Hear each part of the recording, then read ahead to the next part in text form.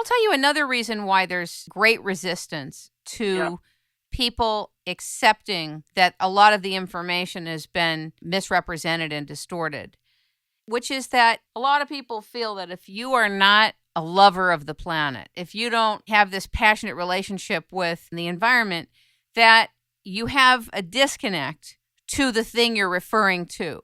So people have a visceral reaction in response to someone who they feel has a disconnect to the stuff they love. That's like in the morphinogenic field, if you will, of resistance. And I can appreciate that.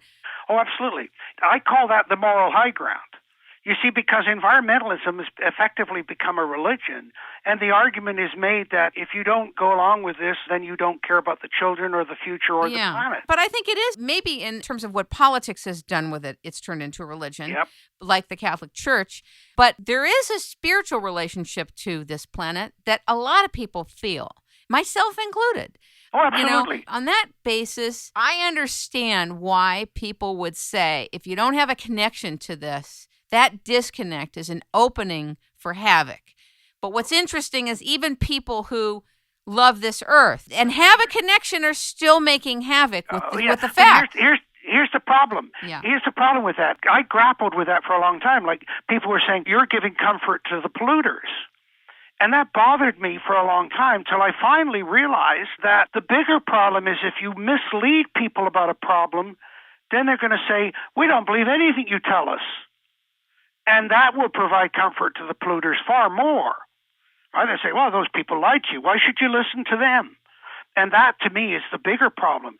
And one of the things that infuriates me about the paradigm of environmentalism, and of course paradigm is the general way that people think and see an issue, is these extremists have said, we're the only ones that care. The rest of you don't care about the environment, but that is an outrage. Everybody cares about the environment to a greater or lesser extent.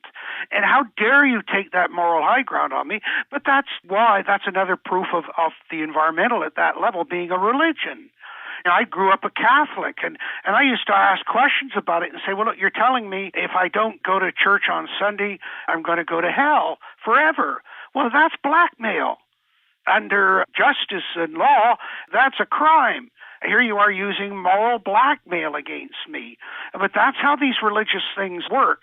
By the way, India as a nation, when they were arguing at Copenhagen and prior to it, and I've worked with Indian climatologists, very good people, Tad Murti and Madhav Kandekar and so on.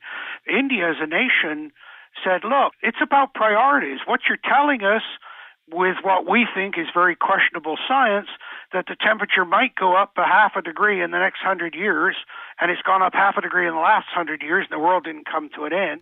We got people starving to death. Sorry, we've got greater priorities in our moral bank.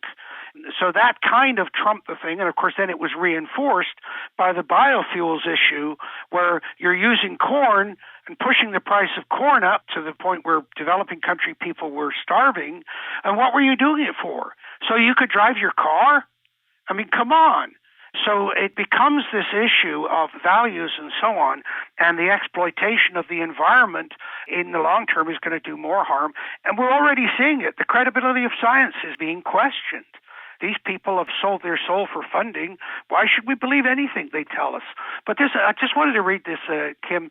Over 100 years ago, Tolstoy, the great Russian novelist, and he grappled with so many of these issues and other issues, but he wrote over 100 years ago, I know that most men, including those at ease with problems of the greatest complexity, can seldom accept even the simplest and most obvious truth if it be such as would oblige them to admit the falsity of conclusions which they delighted in explaining to colleagues, which they have proudly taught to others, and which they have woven thread by thread into the fabric of their lives. That's beautiful. Now, there's no way I could ever say it better than that. That really puts the exclamation on the whole subject. And as I said, he's identifying that 100 years ago. And of course, when you read Tolstoy's life, as I have done, and his whole life is grappling with, he saw that religion was corrupted, so he set up his own religion, and every religious kook in the world showed up at his doorstep.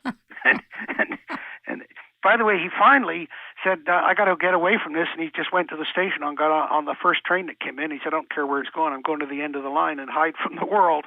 And he's at the station master's house off in Siberia somewhere, and he's dying. And the station master, knowing who he was, got on the telegraph, and all the reporters showed up. So he just couldn't escape even at the end. So... Well, listen, I really appreciate you taking the time to be with us and to share the insights and the expertise that you have as a climatologist. And I want to know if there's anything else you'd like to say. As I said, I think that the conversion that you went through, and then the open mind that you had, and the perpetuation of that, and the willingness to ask questions and maintaining a balance between being a skeptic but not becoming a cynic, because it's a very fine line. That's a great distinction. Yeah, and it concerns me that the young people will become increasingly cynical, and they're not even allowed to be young people anymore. And so hopefully we can get people to understand, and it's through the education that we understand. And, people say, well, you could have made a lot of money with your knowledge. And I said, yeah, but that's not what education's about. If I wanted to make money, I'd go somewhere else. So hopefully we can keep calm, and we can keep getting the information out there and helping people understand and help them not be taken advantage of by people who will always be there to take advantage of them. Ladies and gentlemen, we have been talking with, learning from, and listening to Dr. Timothy Ball.